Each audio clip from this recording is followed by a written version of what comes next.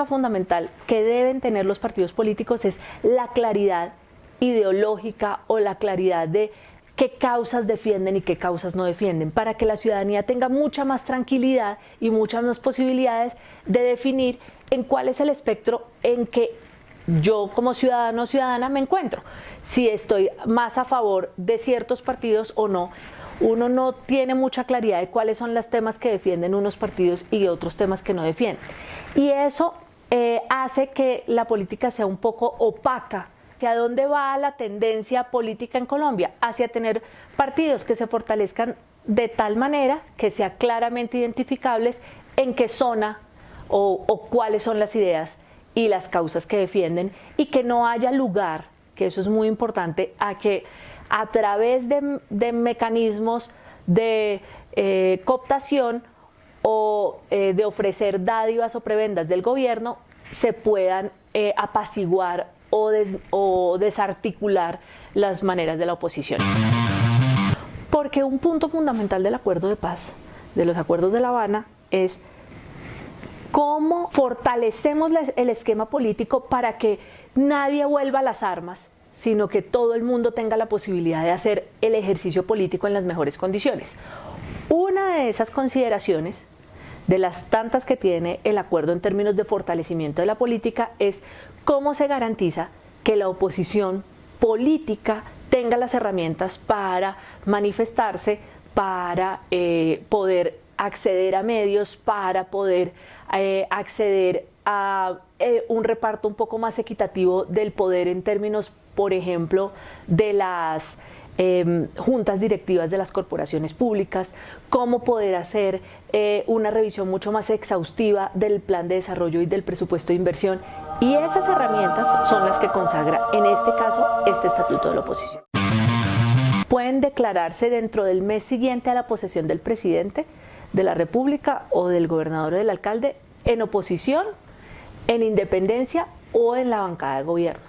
Y no pueden cambiar esa condición sino una sola vez durante el periodo. Es decir, si yo decidí, nosotros, organización política, decidimos ser parte de la coalición, no podemos estar un día en coalición y otro día ser de oposición, y un día en coalición y otro día ser de oposición. ¿Sí? Digamos, eso hace que haya claridad política. Declaro en oposición, tengo una imposibilidad jurídica de hacer parte del gobierno al que me declaré en oposición. Y eso garantiza que, 1, la correlación de fuerzas sea clara en el Congreso. 2, eliminemos mecanismos de presión a través de entregar dádivas o puestos a aquellos partidos que se han declarado en oposición para frenar la oposición. Y 3, me garantiza que efectivamente el ejercicio de la oposición sea mucho más legítimo y sea mucho más coherente. La oposición tiene que estudiar mucho qué es a lo que efectivamente le va a hacer oposición. No es simplemente una oposición, estoy en la oposición por hacer oposición, pues, por decirlo así, sino estoy en la oposición porque no estoy de acuerdo con A, B, C y D, y eso además lo tengo que plantear públicamente tanto a la ciudadanía como a los miembros de las corporaciones públicas. Usted tiene la posibilidad de controvertir las alocuciones presidenciales, por lo menos durante las primeras 48 horas después de la alocución presidencial, y le da un tiempo establecido. Y dice, por ejemplo, resulta que se declararon en oposición 5 partidos. Entonces, el tiempo para poder acceder a los medios, que sabemos que no es un tema sencillo, estará igualmente repartido entre todos los partidos que se declararon de oposición. También tiene otros temas muy importantes, es que durante la discusión del plan de desarrollo y la discusión del presupuesto público, que es una discusión anual, la del plan de desarrollo es cuatrienal y la del presupuesto público es anual, durante esa discusión hay una sesión exclusiva para los grupos de oposición.